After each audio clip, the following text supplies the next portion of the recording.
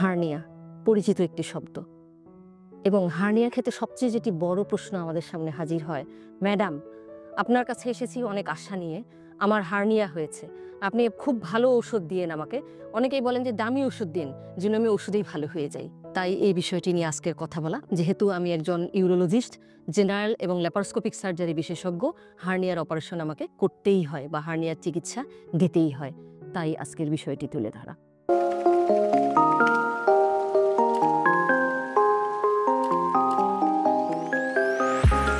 প্রথমত আসি যে আগে আপনাকে বুঝতে হবে হার্নিয়া বিষয়টি কি। হার্নিয়া হলো এক ধরনের গ্যাপ। ধরুন আমরা যে একটি রুমে আছি বসে, রুমের কিন্তু 4টি দেয়াল দেয়া আছে বা যে কোনো কিছু কিন্তু একটি দেয়াল দিয়ে ঘেরা থাকে।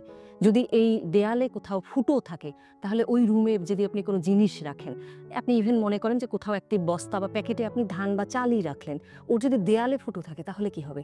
জিনিসগুলো বেরোবার চেষ্টা করবে ফুটো দিয়ে। তেমনি মানব শরীরের ক্ষেত্রেও তাই, যে আমাদের শরীরের প্রত্যেকটি অঙ্গ প্রত্যঙ্গ কিন্তু একটি সুন্দর আবরণ দিয়ে ঢাকা। যেমন ধরেন পেটেরও দেয়াল আছে। এরকম দেয়ালের কোথাও যদি ডিফেক্ট বা গ্যাপ থাকে, ওই গ্যাপ দিয়ে পেট থেকে আমাদের নাড়িভুঁড়ি, চর্বি বা অন্যান্য যে জিনিসগুলো আছে সেগুলো বেরিয়ে আসবার চেষ্টা করে। যখন এগুলি ওই ফুটো দিয়ে বেরিয়ে আসবার চেষ্টা করে, এই রোগকেই আমরা বলি হার্নিয়া। তাহলে প্রশ্ন হলো যে ম্যাডাম এই ফুটো কোথায় কোথায় থাকে বা কেন হয়, কিভাবে হয়? গ্যাপগুলো কমন, যেগুলো দুর্বল জায়গা থাকে শরীরের কিছু, সেই জায়গাগুলোতেই সাধারণত গ্যাপ তৈরি হয় এবং ওই গ্যাপ দিয়েই হার্নিয়া হয়। পেটের ক্ষেত্রে আসি, নাভি একটি কিন্তু কমন দুর্বল জায়গা। এই নাভি দিয়ে সাধারণত দুর্বল হয়ে গেলে কন্টেন্ট বা নাড়িভুঁড়ি বেরিয়ে আসবার চেষ্টা করে, যাকে আমরা বলি আম্বিলিকাল হার্নিয়া। মহিলাদের ক্ষেত্রে বেশি হয়, বাচ্চাদেরও অনেক সময় নাভি ফুলে ওঠে। মহিলাদের ক্ষেত্রে বেশি হবার কারণ হলো যখন বাচ্চা পেটে আসে, এরপরে পেটটা তো বড় হয়ে যায়, চাপ পড়ে, চাপে কিন্তু নাভিটা আরও দুর্বল হয়ে যায়। এর কারণে অনেকেই বলেন যে বাচ্চা হওয়ার থেকে আমার নাভি বা নাভির চারপাশে ফুলে ওঠে, শুইলে হয়তো ভিতরে চলে যায় এরকম। তবে অনেক পুরুষ রোগীও আমি পেয়েছি যাদের ক্ষেত্রে নাভিতে হার্নিয়া আছে বা নাভি ফুলে উঠেছে। এছাড়া নাভি থেকে শুরু করে আমাদের বুকের যে খাঁচা আছে এই পর্যন্ত যে মাঝ বরাবর লাইনটা আছে, এই লাইনেও কিন্তু কখনো কখনো ডিফেক্ট থাকে, যে ডিফেক্ট দিয়ে হার্নিয়া হয়, ইপিগ্যাস্ট্রিক হার্নিয়া আমরা বলি। আর কোথায় দুর্বল জায়গা আছে? আমাদের দুই কুস্কিতে দুর্বল দুটি জায়গা আছে। বিশেষ করে পুরুষের ক্ষেত্রে হয় কি, অন্ডকোষ কিন্তু পেটের ভিতরে তৈরি হয়, এটি ওই কুস্কিতে যে ইনগুইনাল ক্যানেল আছে, ওই প্রসেসাস ভ্যাজালিস সহ এটি নিচে নেমে আসে, এসে অন্ডকোষের থলেতে নামে জন্মের সময়। নর্মালি নিয়ম হচ্ছে নামবার পরে ওই জায়গাটি চেপে থাকবার কথা বা বন্ধ থাকবার কথা, কিন্তু কোনো কারণে যদি ওটি দুর্বল হয়ে যায় বা গ্যাপ থাকে বা ওপেন থাকে, তখন কিন্তু ওই জায়গা দিয়ে নাড়িভুঁড়ি, পেটের ভিতরের যে কন্টেন্ট আছে বা চর্বি, এগুলো বাহিরে আসবার চেষ্টা করে। এক্ষেত্রে দুই কুস্কিতে হার্নিয়া হয়, যাকে আমরা ইনগুইনাল হার্নিয়া বলি। এছাড়া ওই জায়গায় কিন্তু আরও কিছু হার্নিয়া হয়। আর কোন দুর্বল জায়গা? অপারেশনজনিত কারণে যদি আপনার পেটের কোথাও কাটা হয় বা অপারেশনজনিত কারণে আমরা ওইটিকে কিন্তু পরবর্তীতে সেলাই দিয়ে রিপেয়ার করে দিই।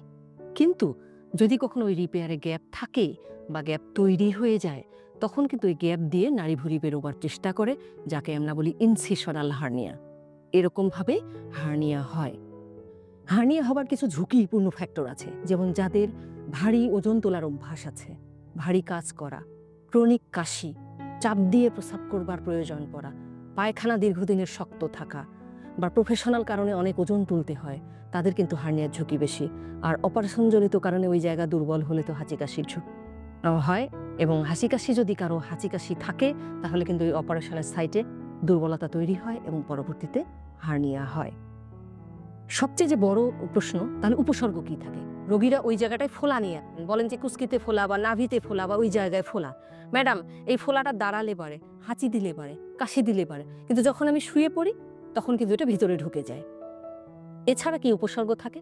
অনেক সময় হয় কি, একসঙ্গে অনেকগুলো জিনিস ওই ফুটো দিয়ে বেরোবার চেষ্টা করে, তখন একসঙ্গে ক্রাউডেড হয়, যখন ওরা আটকে যায় তখন কিন্তু আর ভিতরে যায় না। এই সময় রোগীরা ব্যথা অনুভব করেন। আর যখন অনেক জিনিস একসঙ্গে আটকে যাবে তখন হয় কি, যে রক্ত সাপ্লাই বন্ধ হয়ে যায়, যে কারণে তীব্র ব্যথা, বমি এসব উপসর্গ নিয়ে আসেন। চিকিৎসা কি? চিকিৎসা কি সবচেয়ে বড় প্রশ্ন, কঠিন প্রশ্ন। পারতপক্ষে আমরা কিন্তু সব রোগের ক্ষেত্রেই চেষ্টা করি আগে ঔষধ দেওয়ার, ঔষধে ভালো না হলে তবেই অপারেশন। কিন্তু হার্নিয়ার ক্ষেত্রে দুর্ভাগ্যজনক হলো এই রোগের একটিমাত্র চিকিৎসা, সেটি হলো অপারেশন।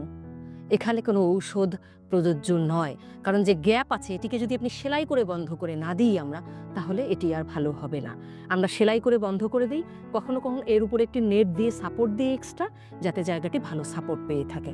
সেক্ষেত্রেও কিন্তু আপনার অপারেশনের মাধ্যমে এটাকে রিপেয়ার করে দেয়া হয়। অন্য কোনো চিকিৎসা পদ্ধতি এক্ষেত্রে প্রযোজ্য না। অনেকেই প্রশ্ন করেন, থাকলো এই গ্যাপ, আমি অপারেশন করাবো না, তাহলে কি হবে? যতদিন পর্যন্ত কোনো কিছু আটকে না যাবে ওখানে, যতদিন পর্যন্ত এটি যাওয়া আসা করবে, হয়তো তেমন কোনো অসুবিধা করে না। কিন্তু যখন অনেকগুলো কন্টেন্ট বা পেটের ভিতরে নাড়িভুঁড়ি একসঙ্গে বাহিরে বেরিয়ে আসবে, এসে আটকে যাবে, আর ভেতরে ঢুকবে না, রক্ত সাপ্লাই যদি বন্ধ হয়ে যায়, তীব্র ব্যথা, বমি শুরু হবে, সেক্ষেত্রে অত্যন্ত এমার্জেন্সি ভিত্তিতে কয়েক ঘন্টার ভিতরে যদি আপনি অপারেশন না করেন, তাহলে যে জিনিসটি আটকে গিয়েছে সেটি কিন্তু পচে যাবে বা পচন ধরে যাবে। তাই আপনার যদি ফিটনেস ভালো থাকে, হার্নিয়ার সমস্যা দেখা দিলে সময় মতো অপারেশন করে নিন, এই রোগ থেকে মুক্ত হন। ধন্যবাদ সকলকে।